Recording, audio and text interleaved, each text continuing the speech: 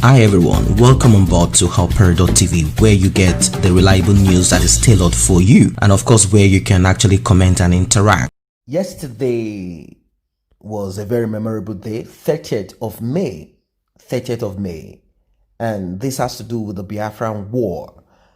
And before the Biafran War, there is something called the Aburi Accord. Aburi is located in Ghana. Ghana was chosen as a neutral country where the military rulers of those days decided to meet after they finished, not necessarily finished, after they killed each other. The Hausas, the Igbos killed the Hausa killed the Igbos, and vice versa. They killed some of the top men in the north. They killed this Yoruba man here and there. They did what they needed to do, as at that time, bloodletting. They never knew that this bloodletting amongst themselves was going to result into a greater, more deadly, vicious massacre. But before then, let us look at the full text of the Aburi Accord transcripts. Biafra, full text of the Aburi Accord transcript.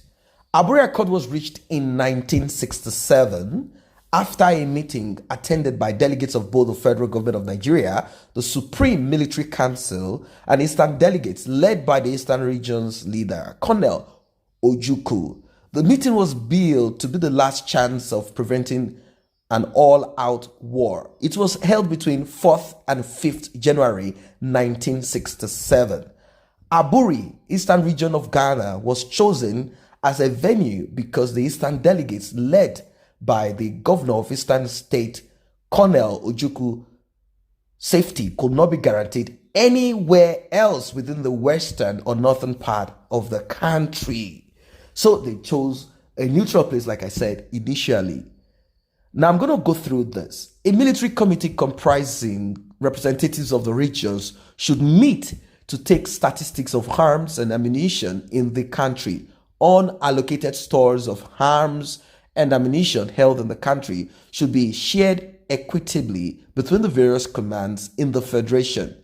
The army should be reorganized in order to restore discipline and confidence. Specifically, A, the army should be governed by the Supreme Military Council, which would be chaired by a commander-in-chief of the armed forces and the head of the federal military government. B, area commands under area commanders and corresponding to existing regions should be created. C, during the period of the military government, military governors should have control over area commands for internal security. D, a military headquarters comprising of equal representation from the regions and headed by a chief of staff should be established. E, a Lagos garrison, including Ikeja barracks, should be created.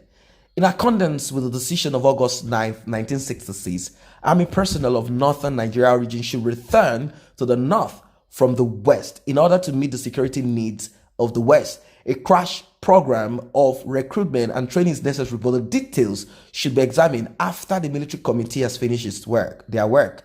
The Supreme Military Council should deal with all matters of the policy, including promotion to top executive posts in the armed forces and the police. The legislative and executive authority of the federal military government should be referred for determination, provided that where a meeting was not possible, such a matter must be referred to the military governors for their comments and concurrence.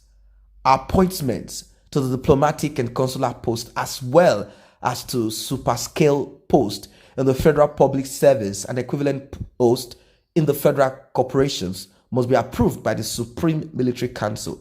With a view to promoting mutual confidence, all decrees or provisions of decrees passed since January 15, 1966, which detracted from the previous powers and positions of the regional government, should be repealed.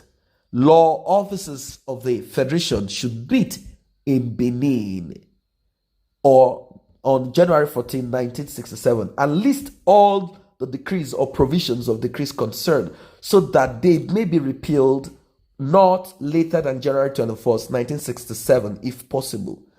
A meeting of permanent secretaries of the ministries of finance of all the governments in the federation should be convened within 2 weeks to consider ways and means of resolving the serious problems posed by displaced persons all over the country.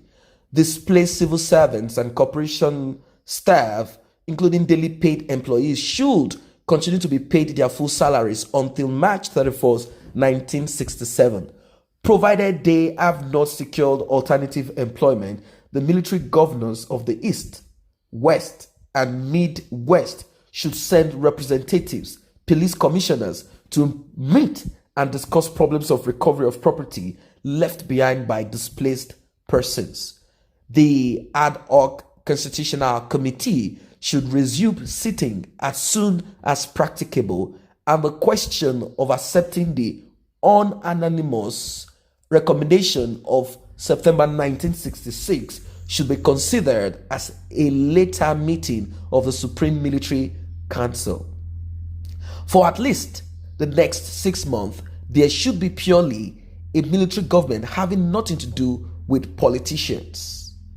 The deceased military leaders should be accorded full military honors due to them. All government information media should be restrained from making inflammatory statements and causing embarrassment to various governments in the Federation. Lieutenant Colonel Juku should keep his order that non-Easterners should leave the Eastern region under constant review with a view to its being lifted as soon as practicable.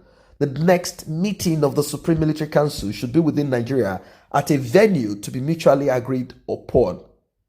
The Accord, Aburi Accord, is as follows. 1. Members agree that the legislative and the executive authority of the federal military government should remain in the Supreme Military Council, to which any decision affecting the whole country shall be referred for determination, provided that where it is possible for a meeting to be held, the matter requiring determination must be referred to military governors for their comment and concurrence. 2.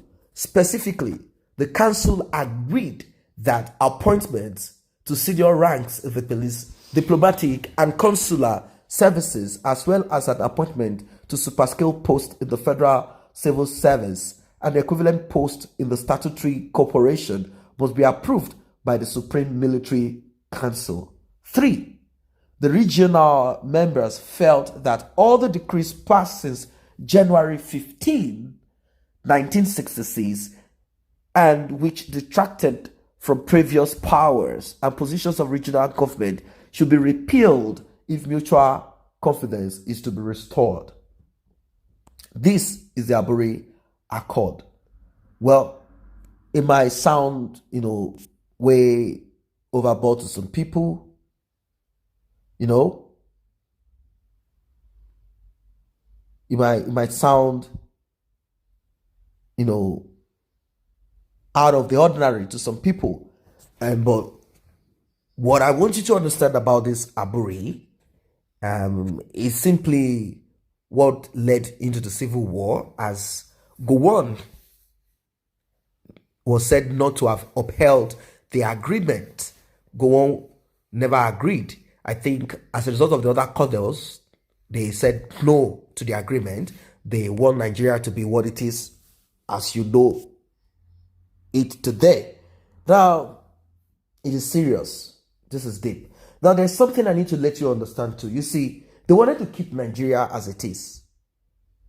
Ojukwu was asking for a total break, but they wanted a form of decentralized government too, where each region will have its own military, and maybe later they might decide to allow themselves to move around after the tension is gone. But Ojukwu doesn't want to have anything to do with Nigeria no more. They wanted a country for themselves called Biafra, and that's the end of the story and nothing more.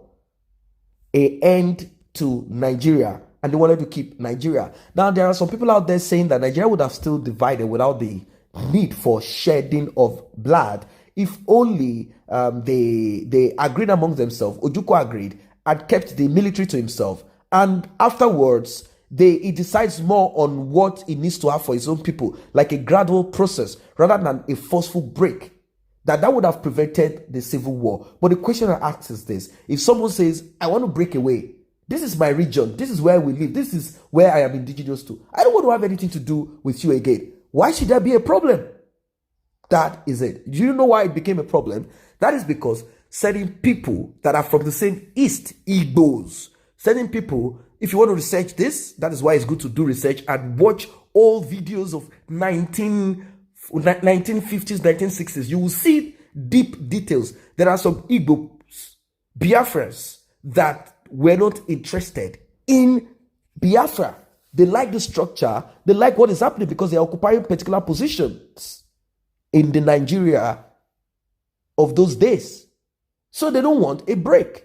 And of course, ethnic issues also were involved, such as, and tribal issues, such as I am an Hausa, I am this, I am that, all those things included. And of course, you should know that a lot of people weren't even aware of the depth or the totality of what was even happening. They cannot oppose the military rulers in those days and say, no, I am not happy about this, let them go, let them go. No, it wasn't for the citizens to decide. It was more or less an issue, a decision between military rulers. And you know what they do? They kill. It's a terrible thing. So I don't know what you guys can make of this Aburi Accord and the whole thing that happened in those days. Let us pin in the comment section. I say a very big thank you to those who have taken time to subscribe to this channel. And if you're yet to subscribe, kindly tap on that subscription button and also the red bell icon so you will be notified whenever videos such as this are uploaded.